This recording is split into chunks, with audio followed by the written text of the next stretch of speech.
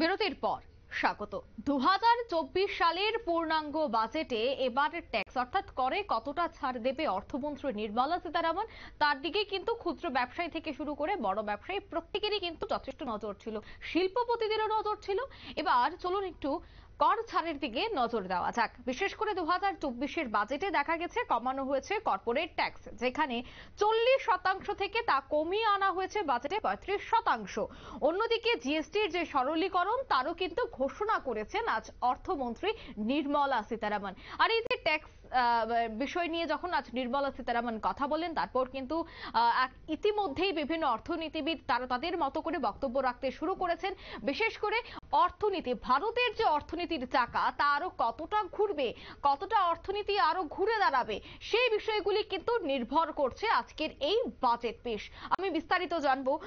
আমার সাথে যেহেতু আলোচনায় রয়েছেন উত্তম দাস, ওনার সাথে আমি বিস্তারিত জানবো। এই যে আজ দেখা গেছে 2024 সালের কর্পোরেট ট্যাক্স যেখানে অনেকটাই প্রায় 5% কমানো হয়েছে, কি মনে হয় এই যে বাজেট কমানো বা 40% থেকে তা কমিয়ে 35%তে আনা হয়েছে, সেক্ষেত্রে দেশে বিদেশি বিনিয়োগটা কতটা আসতে পারে বা ভারতের অর্থনীতি কতটা ঘুরে দাঁড়াতে পারে? আপনি প্রশ্নটা খুব কারেক্টলি রেজ করেছেন। এই কোশ্চেনটা এটা এটা গুরুত্বপূর্ণ বিষয়। অবশ্যই এটা গুরুত্বপূর্ণ বিষয়।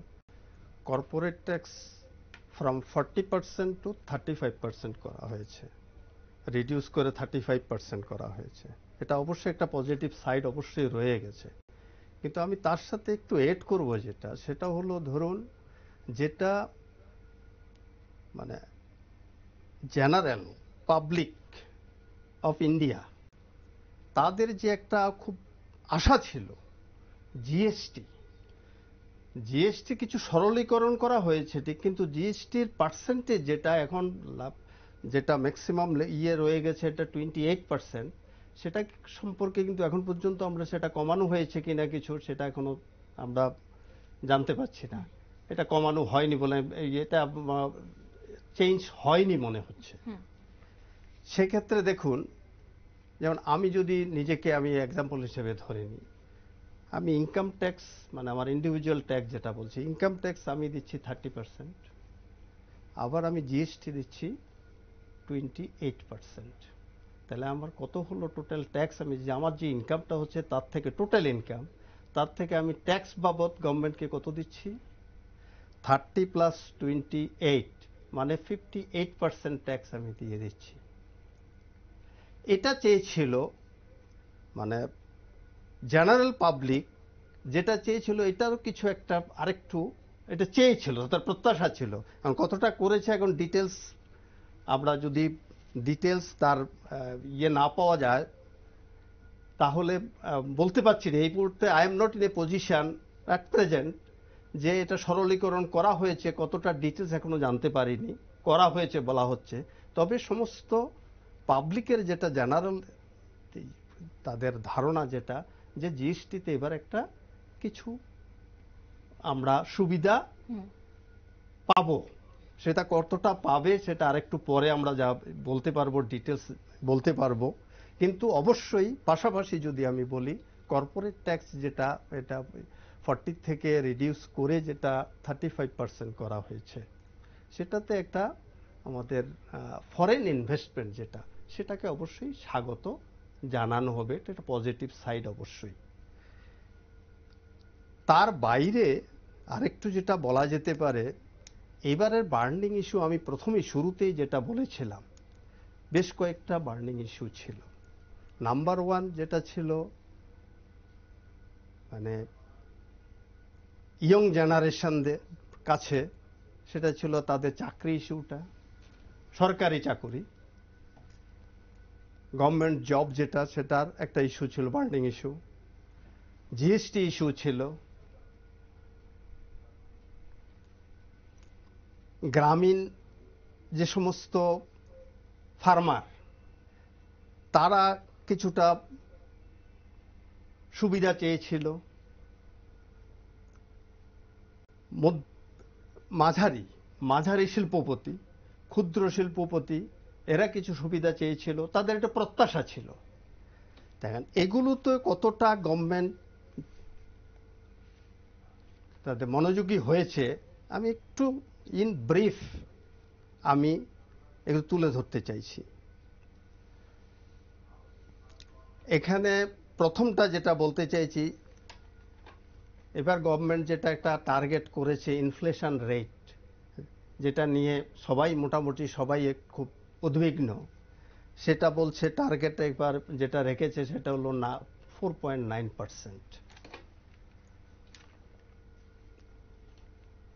সরি এটা হলো ফিসক্যাল ডেফিসিট 4.9%, ইনফ্লেশন রেটটা বলছে 3.1%। আচ্ছা, বাজেটের যে সমস্ত মানে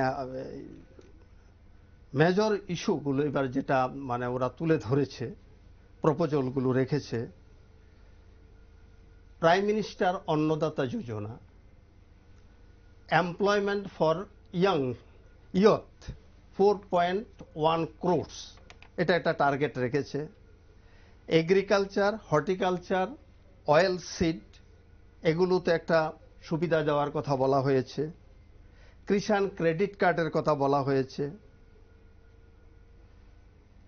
ফিনান্স মানে ফিনান্স করবে কার জন্য? For agricultural farmer.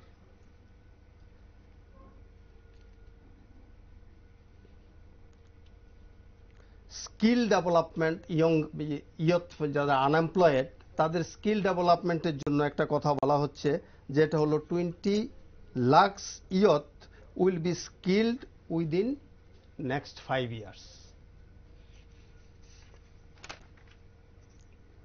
স্কিল ডেভেলপমেন্টের জন্য লোন দেওয়া হবে, সেটা একটা প্রপোজাল রাখা হয়েছে। এডুকেশনাল লোন, এটা একটা ভাইটাল ইস্যু, বিশেষ করে স্টুডেন্টদের জন্য এডুকেশনাল লোনের একটা প্রভিশন রাখা হয়েছে। ইন্ডাস্ট্রিয়াল করিডোর, যেটা 12টা করিডোর খোলা হবে বলা হচ্ছে, এটা একটা প্রপোজাল রাখা হয়েছে।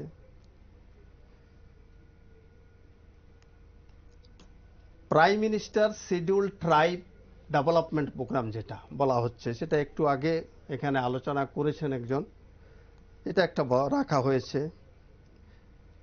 Banking service, extension of banking service, যেটা আমাদের নর্থ ইস্ট রিজনে বলা হচ্ছে যে 100টি নতুন ব্রাঞ্চ এখানে খোলা হবে।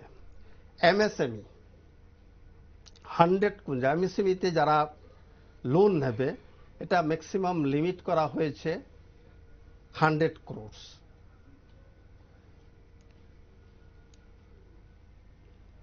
ই কমার্স হাব খোলা হবে, এটার একটা প্রপোজাল রাখা হয়েছে। 1 crores ইয়তের জন্য যেটা ট্রেনিং এর ব্যবস্থা করার জন্য বলা হয়েছে, এটাও একটা খুব ভালো পজিটিভ সাইড। ইন্ডাস্ট্রিয়াল পার্ক করা হবে বলা হচ্ছে। Rented house for industrial worker, এটা একটা প্রপোজাল, খুব ভালো প্রপোজাল রাখা হয়েছে। Urban area development, urban house, street vendor, যেটা রাস্তায় যারা যে সমস্ত ব্যবসা করেন, যে সমস্ত ছোট ছোট ব্যবসায়ীরা, তাদের একটা সুবিধা দেওয়ার কথা বলা হচ্ছে। আরেকটা ভালো বলা হচ্ছে, যেটা হলো স্ট্যাম্প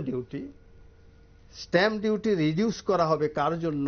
যদি আপনি একটা জায়গা কিনলেন, সেটা হলো ফর লেডিস, ফর উইমেন, সেটা হলো স্ট্যাম্প ডিউটি এখন যা নর্মাল রেট আছে তার থেকে একটা সুবিধা ফর লেডিসদের জন্য, উইমেনদের জন্য একটা স্ট্যাম্প ডিউটি রিল্যাক্সেশন, রিলিফ দেওয়ার কথা বলা হচ্ছে।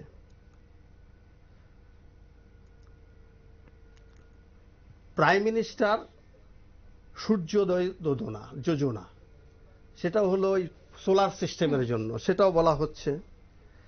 ইনফ্রাস্ট্রাকচার ডেভেলপমেন্টের জন্য ইনভেস্টমেন্ট করার কথা বলা হচ্ছে, এটা এখন প্রাইভেট সেক্টরকেও এখানে ইনভাইট করা হবে বলে বলা হচ্ছে। এই সমস্ত অনেকগুলো পজিটিভ দিক বলা হয়েছে। ফ্লাড এফেক্টেড যে সমস্ত স্টেটগুলো, বিশেষ করে হিমাচল প্রদেশ, একদমই উত্তরাখণ্ড। হ্যাঁ, আমরা একটু ছোট্ট একটি বিজ্ঞাপন বিরতিতে যাচ্ছি, তারপরেই সেই বিস্তারিত বিষয় নিয়ে আমরা পুনরায় আলোচনায় আসছি।